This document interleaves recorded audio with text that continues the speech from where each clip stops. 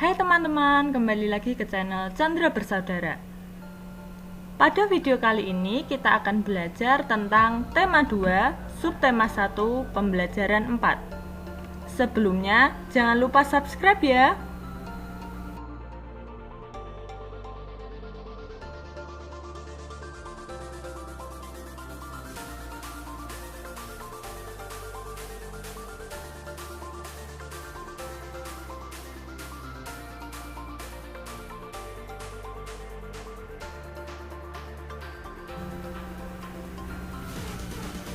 Ada bermacam-macam jenis usaha yang memanfaatkan sumber daya alam, seperti pertanian, perkebunan, kehutanan, perikanan, dan pertambangan.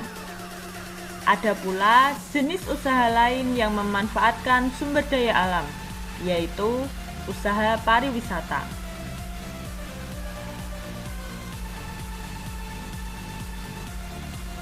Pada video kali ini kita akan belajar tentang usaha pariwisata.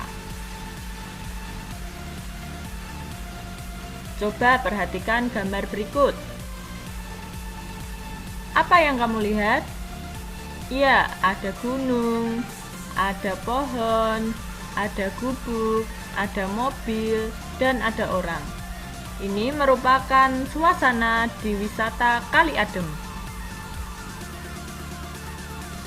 Wisata Kali Adem merupakan salah satu bentuk usaha yang bergerak di bidang jasa.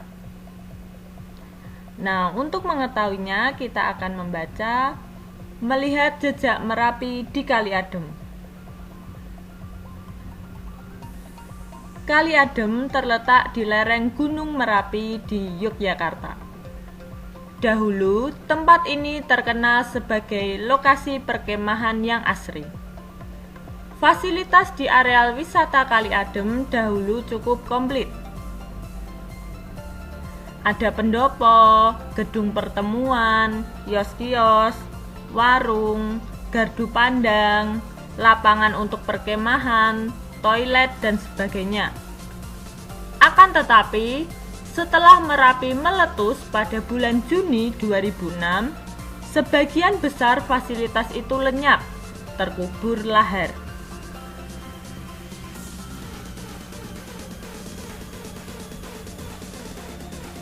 Saat ini, wisata Kali Adem sudah berubah nama menjadi Lavator Kali Adem.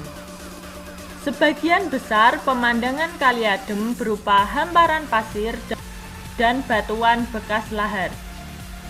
Di sana, ada bunker atau rulinda, ruang lindung darurat.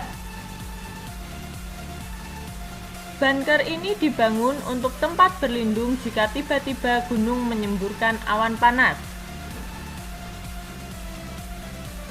Di dalam bunker ini ada kamar mandi, tabung oksigen, masker, listrik, dan perlengkapan lainnya.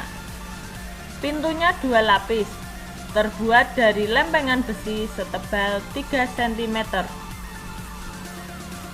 Kita sudah mendengar tentang cerita Kali Adem. Nah, Kali Adem merupakan jenis usaha di bidang jasa, yaitu pariwisata. Jenis usaha pariwisata merupakan usaha di bidang jasa. Bidang jasa berkaitan dengan pemberian layanan kepada konsumen. Contoh usaha jasa selain pariwisata antara lain perbankan, keuangan, asuransi, kesehatan, dan hukum. Sektor jasa di Indonesia, terutama pariwisata, berkembang pesat. Pesatnya jasa pariwisata didukung potensi panorama alam Indonesia yang elok. Sektor pariwisata di Indonesia juga menonjolkan aspek budaya. Nah, objek wisata ada 2, yaitu objek wisata alam dan objek wisata budaya. Objek wisata alam contohnya danau, pantai, bukit, pegunungan, gunung, suaka alam, serta flora dan fauna. Objek wisata budaya contohnya kesenian daerah, upacara adat, keraton, dan candi. Kita akan belajar tentang objek wisata yang ada di Indonesia. Kita bahas terlebih dahulu objek wisata alam. Ada Danau Toba di Sumatera Utara.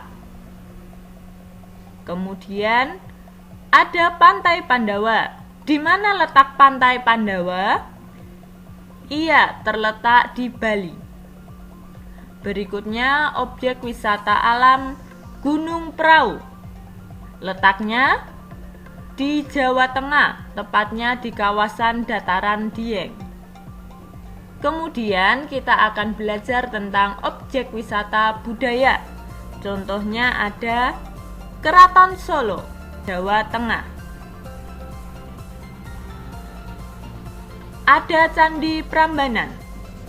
Letaknya di Klaten, Jawa Tengah. Ada Reok Ponorogo yang terkenal dari Jawa Timur. Pernahkah kamu pergi ke objek wisata?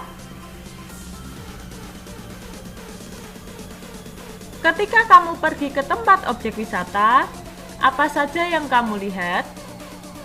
Iya, biasanya ada penginapan. Bisa ada oleh-oleh berupa souvenir atau cenderamata.